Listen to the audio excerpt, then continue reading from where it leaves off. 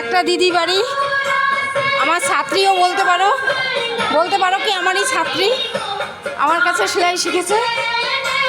এই যে আগে লকডাউন থেকে ওরা বাড়িতেই ছাদেই করে। এই যে দাদা আর এই যে দিদি, আসেন সবাই মিলে পূজা করি। সবাই চলে আসো। এই দেখো সাজানো হচ্ছে।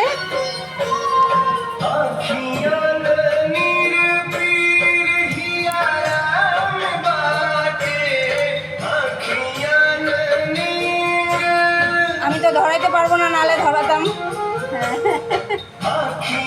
হ্যাঁ কিছু করি নাই, কেন নষ্ট করবো বলেন।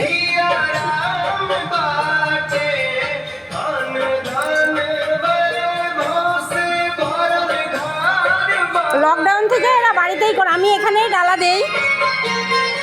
এই দেখো এদিকে পুকুর বানিয়েছে,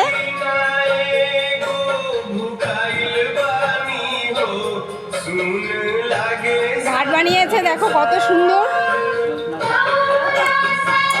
সুন্দর হয়েছে বলো। ছাদে ঘাট করেছে, লকডাউন থেকে এটা শুরু হয়েছে।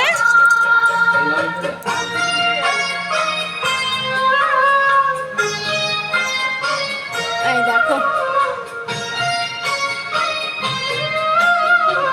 আমার পরপর 2 বছর বন্ধ গেল, কিন্তু তোমাদের জন্যে সারা রাত্রি ঘুমাইনি বন্ধুরা।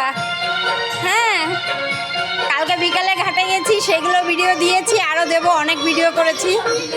তো এখন রাত্রি 4টা বেজে গেছে, সারা রাত্রি ঘুমাইনি। তো পাশের বাড়ি ওদের সঙ্গে, ওখানে আমার ছেলে পূজা করে, তো ওদের সঙ্গে ঘাটে যাব, তোমাদের সঙ্গে শেয়ার করব। বিকালে করেছি, সকালেরটাও তো করতে হবে, কালকে কথা দিয়েছি। তো ভিডিওটা অনেক কষ্ট করে রাত্রি জেগে করছি বন্ধুরা। অনেক অনেক অনেক লাইক শেয়ার কমেন্ট চাই, আর অনেক অনেক শেয়ার করে দিও ভিডিওটা আমার। আর কেমন হয়েছে ছাদে পূজা অবশ্যই কমেন্ট করে জানিও। খুব সুন্দর হয়েছে, খুব সুন্দর।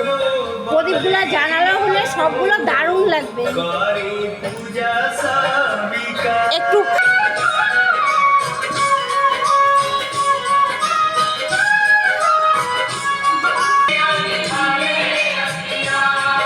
দেখো বন্ধুরা, প্রদীপ জ্বালানো হয়ে গেছে সব, কত সুন্দর লাগছে দেখো। এখন